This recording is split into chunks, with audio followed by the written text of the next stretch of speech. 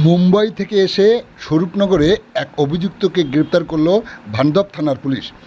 আপনারা দেখছেন সেই বিশেষ মুহূর্তের ধারণকৃত ভিডিও চিত্র আজকের স্বরূপনগরের ক্যামেরায়।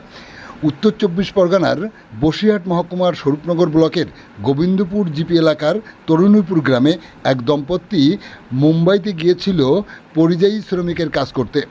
সেখানে তারা দীর্ঘদিন রাজমিস্ত্রির কাজ করত বলে সূত্র মারফত জানা যায়। হঠাৎ কয়েকদিন আগে স্বামী স্ত্রীর মধ্যে বচসা, ফলশ্রুতিতে স্ত্রী রোজিনা জামাল মণ্ডল 33 বছরের ওই মহিলা স্বামীকে খুন করে পালিয়েছে বলে অভিযোগ। ঘটনার তদন্ত নামে ভান্ডাপ থানার পুলিশ গতকাল সকালে একজন মহিলা পুলিশ সহ 3 জন আসে স্বরূপনগরে, পৌঁছায় গোবিন্দপুর জিপি এলাকার তরুণীপুর গ্রামে।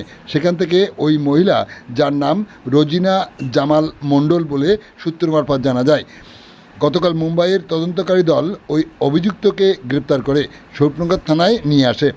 সেখান থেকে আজ সোমবার সকালে ট্রানজিট রিমান্ডে নেওয়ার জন্য বসিরহাট মহকুমা আদালতে তোলা হয় বলে সূত্র মারফত জানা যায়।